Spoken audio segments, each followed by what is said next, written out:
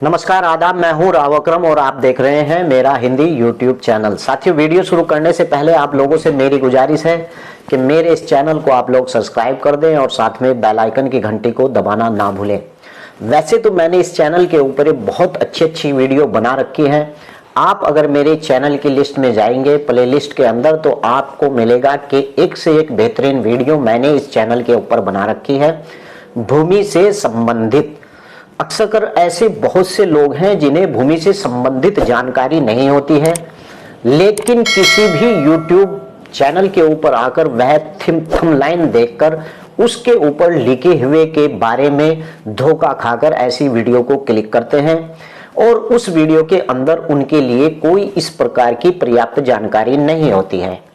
YouTuber जब video बनाता है तो सिर्फ उसे यह मकसद होता है उसका कि वह एक थंबनेल अच्छा बनाए, भले ही उसके अंदर जानकारी ना हो, लेकिन वह कुछ से कुछ उस पर लिख देता है। लेकिन जब पता चलता है वीडियो के अंदर, तो उसके अंदर जानकारी कुछ भी प्राप्त नहीं होती, यानी वही होता है ढाक के तीन पात। लेकिन ऐसा नहीं है, कुछ यूट्यूबर बहुत ही अच्छी तरीके से लोगों को समझाते हैं और बताते भी हैं कि यूट्यूब के ऊपर अगर कोई भी व्यक्ति सर्चिंग में कोई भी वीडियो को सर्च करता है या उसकी कोई इस प्रकार की समस्या है, तो सभी यूट्यूबर ऐसा नहीं है कि केवल थंबनेल बनाया और उसे अच्छा सजाया और नाम दिया और उसकी वीडियो चल निकलती है। साथियों, भले ही मेरा चैनल बहुत आहिस्ता चल रहा है, लेकिन मैं कभी भी अपनी वीडियो के अंदर झूठ नहीं बोलता, क्योंकि झूठ बोलने के बाद अगर एक बार कोई वीडियो देख ले तो दोबारा उस चैनल पर फटकना भी पसंद नहीं करेगा। साथियों, इसीलिए मैंने ये चैनल चलाया है ताकि लोगों के सामने सच्चाई और कानून को पढ़कर उसके बारे में जानकारी दी जाए। मैं अपनी ओर से कोई जानकारी नहीं देता हूं, जो पढ़ता हूं वही जानकारी आप लोगों तक पहुंचाने का काम करता हूं।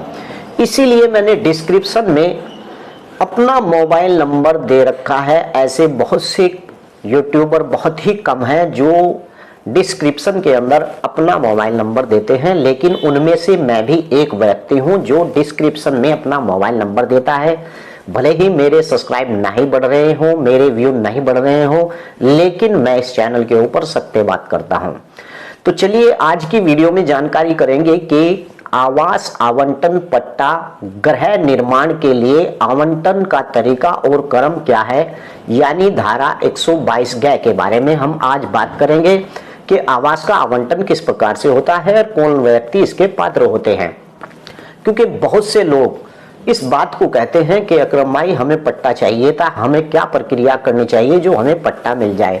तो चलिए आज मैं इस वीडियो के अंदर आपको बता देता हूं किस व्यक्ति को पट्टा होता है, किस धारा के अनुसार होता है, और वहीं पर 8 सवालों के मैं जवाब दूंगा। वो ऐसे सवाल हैं जिनके लिए आप YouTube के ऊपर जाकर सर्चिंग मारते हैं और उन सवालों के जवाब आपको नहीं मिलते। आज मैं अपनी वीडियो के अंदर 8 ऐसे सवाल लेकर आया हूं कि आप पूरी वीडियो देखिए, आपके सारे सवालों के जवाब आपको मिल जाएंगे। तो चलिए वीडियो शुरू करते हैं, लेकिन चैनल को सब्सक्राइब कर लें। साथियों, सहायक कलेक्टर, परगना अधिकारी समय यानी अपने आप या भूमि प्रबंधक समिति के प्रस्ताव पर अनुसूचित जनजाति और अनुसूचित जाति के सदस्य या फिर खेतीहर मजदूरों को और ग्रामीण कारीगर को लिए आबादी स्थल की व्यवस्था के लिए इस प्रकार की श्रेणियों को भूमि को खाली कराती है। किस प्रकार की श्रेणियों को खाली कराती है, यानी भू प्रबंधक समिति या फिर उप जिला अधिकारी अपने स्तर से जिन भूमियों के ऊपर आवास का आवंटन हो सके, यानी आवास भूमि का पट्टा हो सके और गृह निर्माण के लिए ऐसे निर्बल लोगों को वह भूमि दी जाए। नंबर 1 के अंतर, यानी ग्राम पंचायत पहले ग्राम सभा की निहित भूमि चाहे कृषि योग्य हो या नहीं हो, यानी भूमिधर या आसामी का स्वामित्व समाप्ति पर भी जो प्रबंधक समिति का कब्जे में आई हुई भूमि हो, इस प्रकार की भूमि हो, या फिर जमींदारा विनाश अधिनियम की धारा 13, 14 और 186 के अंतर्गत खाली भूमि मान ली गई हो, इस प्रकार की भूमि आपकी ग्राम पंचायत में हो, या फिर उत्तर प्रदेश जो चकबंदी नियम 1953 की सार्वजनिक परियोजना भूमि अलग कर दी गई हो, इस प्रकार की भूमि आपकी ग्राम पंचायत के अंदर हो।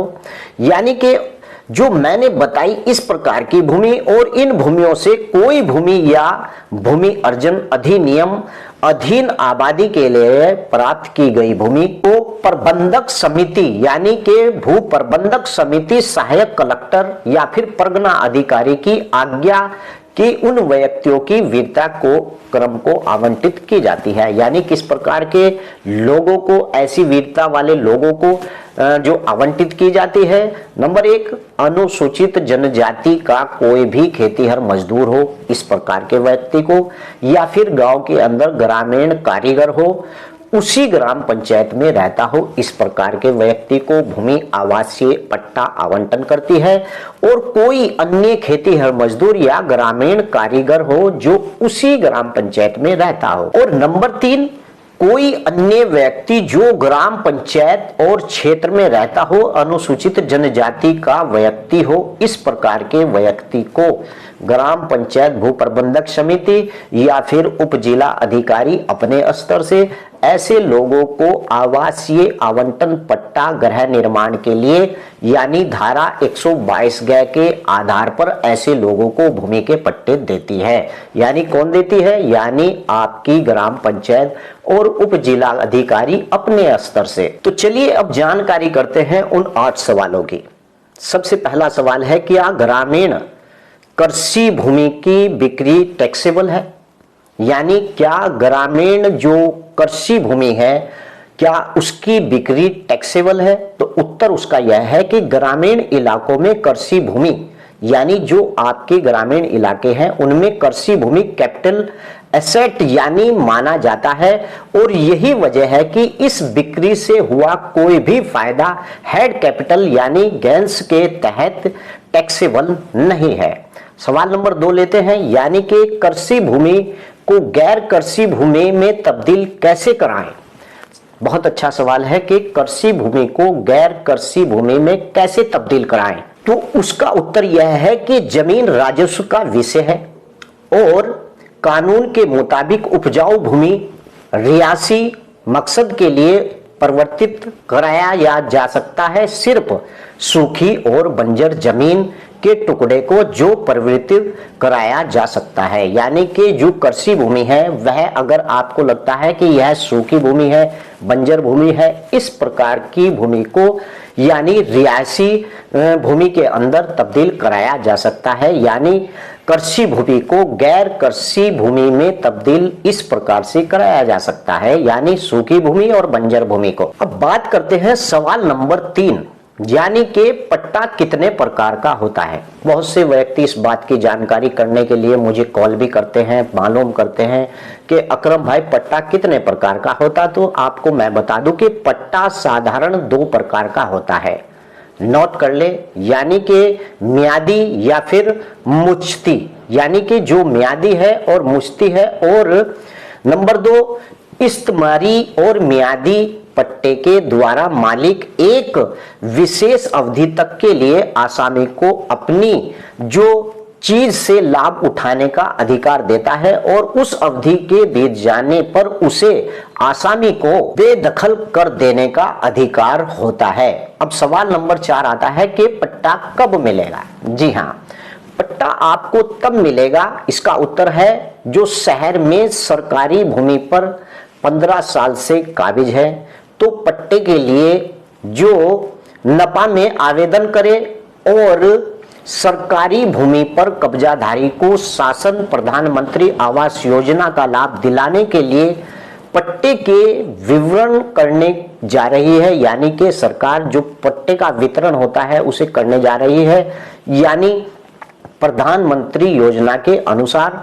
और इसके लिए सरकार ने पिछले 27 जून से अगर पालिका में आवेदन भी जमा होंगे और इस प्रकार के बाद राजस्व विभाग की टीम उसका सर्वे करेगी और ऐसे लोगों को प्रधानमंत्री आवास के आधार पर ऐसे लोगों को पट्टे दिलाने का काम करेगी और ऐसे लोगों को पट्टा पूरा दिलाएगी। सवाल नंबर 5, पट्टा बनाने के लिए क्या क्या चाहिए। जी हाँ, अधिकतर लोगों को इस बात की जानकारी नहीं होती है कि पट्टा बनवाने के लिए क्या क्या चाहिए।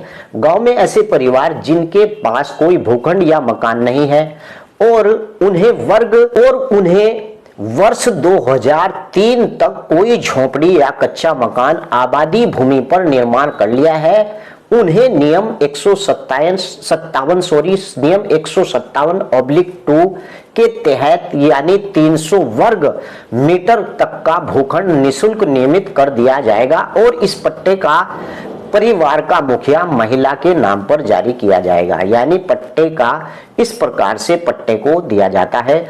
सवाल नंबर 6 बनता है कि क्या पट्टे वाली जमीन की रजिस्ट्री हो सकती है? जी हाँ, मैं इसके ऊपर भी आपको जवाब दूंगा कि क्या पट्टे वाली भूमि की रजिस्ट्री हो सकती है। जी हाँ, इसका उत्तर यह है कि सुनवाई में खरीदार पक्ष का कहना था कि संहिता के अनुसार 10 साल के लिए किसी भी किसान को जो जमीन का पट्टा दिया जाता है तो उसे 10 वर्ष के बाद भूमि स्वामी जमीन बेचने के लिए कलेक्टर की अनुमति की जरूरत नहीं होती है। मैंने इसके ऊपर कई वीडियो बना रखी है। धारा 131 है, यानी कि जिन लोगों के पास सरकारी भूमि के पट्टे थे उन लोगों को पट्टे देने के बाद उन्हें मालिकाना हक मिल जाता है। जब किसी व्यक्ति को मालिकाना हक मिल जाता है तो उसे कलेक्टर की यानी एक अनुसूचित जनजाति को छोड़कर उसे पट्टा बेचने के लिए कलेक्टर की आवश्यकता नहीं होती है ओबीसी और सामान्य कास्ट के व्यक्ति को। अब बात करते हैं सवाल नंबर 7, क्या तालाब का पट्टा कैसे करवाएं? यानी कि आपके आसपास अगर कोई तालाब है तो तालाब का पट्टा आप कैसे करें? शासन की नीति के अनुसार 1 हेक्टेयर तक के जल अक्षेत्र वाले तालाब प्राथमिकता क्रम के अनुसार सबसे पहले वंशानुगत जो बिरादरी से मछुआरे हैं, यानी वो अपने वंशानुगत मछुआरे ही हैं और मछली पालन का कार्य करते हैं। उसके बाद अनुसूचित जनजाति का व्यक्ति अगर कोई है, और उसके बाद अन्य पिछड़ा वर्ग जो सामान्य वर्ग और व्यक्तिगत, यानी कि उसका तालाब का आवंटन उस व्यक्ति को हो सकता है। अगर सबसे पहले यह देखा जाएगा कि उस गांव के अंदर जो मछुआरे हैं वंशानुगत, उन लोगों के नाम अगर वो भी नहीं है तो उस गांव के अंदर जो अनुसूचित जनजाति के व्यक्ति हैं उनके नाम, या फिर ओबीसी क्लास के व्यक्ति उनके नाम, या फिर अगर ऐसा नहीं है उन लोगों को नहीं दिया जा सकता है तो फिर उसके बाद सामान्य वर्ग के व्यक्ति को भी किया जा सकता है। अब बात करते हैं कि सरकारी जमीन का पट्टा कब मिलेगा। यानी कि राजस्व विभाग ने पट्टा बनवाने के लिए ऑनलाइन आवेदन की सुविधा भी प्रदान कर रखी है। कुछ राज्यों में यह ऑनलाइन पट्टे की प्रक्रिया की सुविधा राज्य के अंदर दे भी रखी है। अगर आपके पूर्वज भूमि पर 2 अक्टूबर 1959 से काबिज रहे हैं तब आपको मकान का पट्टा यानी आवासीय पट्टा प्रदान किया जा सकता है। यानी अगर आपके पूर्वज उस भूमि के ऊपर वर्ष 1959 से रह रहे हैं और ऐसे व्यक्ति को जमीन का जो सरकारी जमीन है उसका पट्टा बनेगा इस प्रकार से, यानी उन लोगों का कब्जा वहां पर साबित है और उन लोगों को पट्टा बनवाना है तो उन व्यक्तियों को एक रसीद कटानी होगी और रसीद के आधार पर उन लोगों का वहां पर पट्टा बन सकता है। केवल उन्हीं व्यक्तियों के लिए जो वर्ष 1959 से उस भूमि के ऊपर काबिज है। तो चलिए आज की वीडियो में मैंने आपको जानकारी दी कि किस प्रकार से इन मामलों के अंदर आप क्या क्या जानकारी प्राप्त करना चाहते थे, वह सब मैंने जानकारी इस वीडियो के अंदर दी। आशा करता हूं कि आपको यह वीडियो अच्छी लगेगी और इससे भी अच्छी आगे मैं वीडियो बनाऊंगा। तब तक के लिए जय हिंद, जय भारत, खुदा हाफिज।